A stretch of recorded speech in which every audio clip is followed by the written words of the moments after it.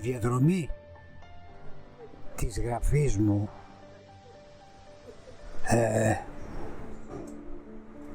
είναι η διαδρομή της ζωής μου. Γράφω περίπου από τότε που μιλάω. Μάλιστα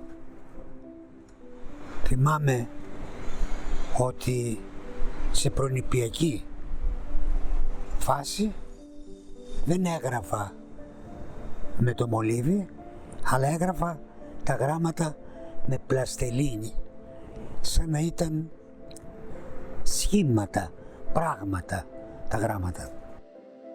Και πράγματι αυτή η εμπράγματη γραφή κατέληξε σε ό,τι πιο τυπικά αφηρημένο, που είναι η ποίηση, που είναι για μένα ό,τι και πιο πραγματικό. Γιατί γράφω ποίηση και τα θεατρικά μου έργα είχαν ανάμεσά τους και ένα αρχαιόθεμο θέμα, στοιχείο, που ήταν οι τραγωδίες σε μια μεταγραφή.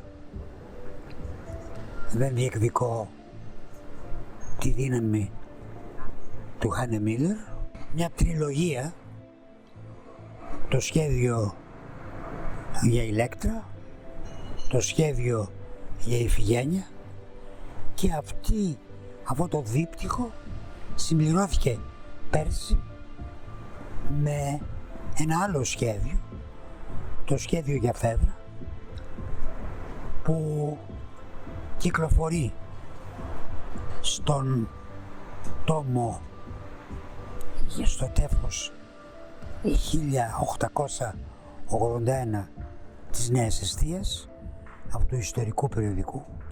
Οι προσωπικές μου μυθολογίες είναι όπως όλες οι μυθολογίες, δύο: ο έρωτας και ο θάνατος.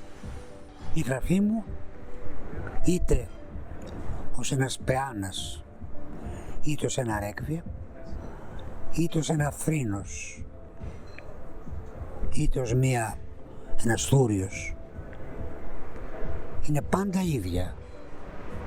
Είτε γράφεται σε ποιητικό, έμμετρο, πρόζα, θέατρο, είναι πάντα ίδια. Οι προσωπικές μυθολογίες είναι και οι γυναίκες στη ζωή μου.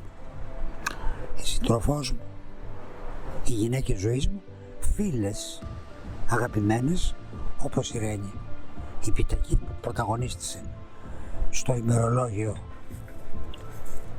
ενός αφέατου εγκλισμού φέτος τον Ιούλιο στην Ρωμαϊκή Αγορά. Μια άλλη από τις γυναίκες μου είναι η Ρούλα Πατεράκη, δασκάλα, φίλη από τα γυμνασιακά μου χρόνια, συμπατριώτησα, και σύντροφό μου Μυρτορίου οφείλω ένα τρίτο έργο μου, τρίτη σκηνοθεσία τις γυναίκες, που είναι ένα κείμενο ποιητικό με 24 γυναίκες, που ανέβηκε πέρσι στην ωραία αίθουσα του Δημοτικού Θεάτρου Πειραιά, υπό τη διεύθυνση τότε του Νίκου Διαμαντή.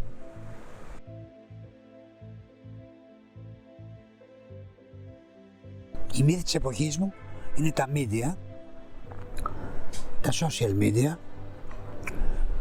που παίρνουν τη σκητάλη από έναν άλλο μύθο, την τηλεόραση, η οποία έχει περιοριστεί σε τροφοδότη των social media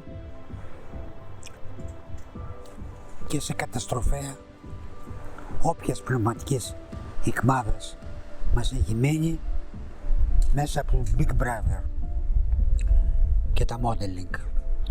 Αυτή είναι η μύθη αυτής της εποχής. Και που εξαιρέσεις όπως η ιδέα του διεθνούς αναλογίου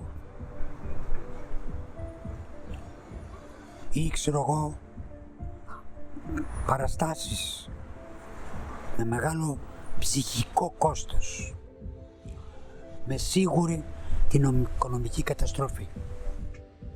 Ή ακόμα οι εκδόσεις σοβαρών βιβλίων από σοβαρούς εκδότες. Είναι μεγάλες εξαιρέσεις και καθιερωμένοι εμπορικοί εντός εισαγωγικών οίκοι που προσπαθούν να έχουν μια ποιότητα και να έχουν παράλληλα εκδοτικά προγράμματα αδιέξοδα οικονομικά αλλά ποιοτικά σημαντικά.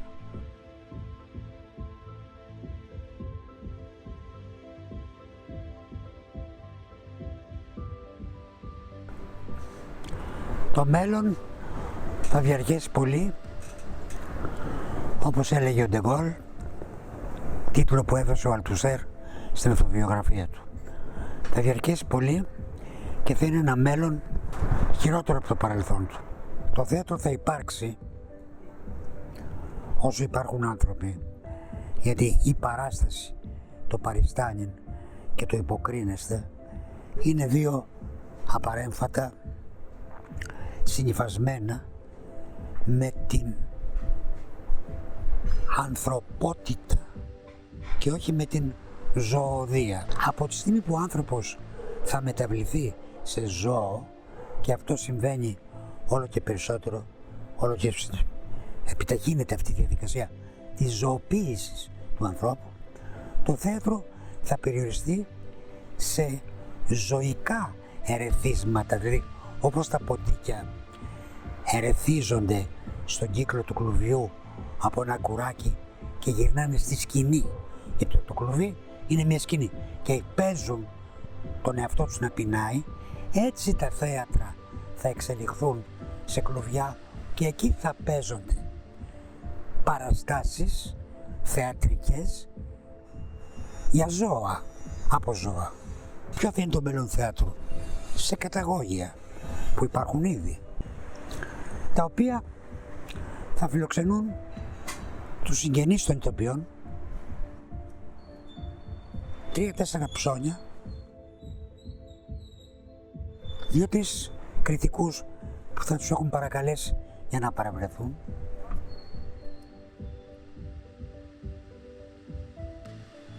και τον κορονοϊό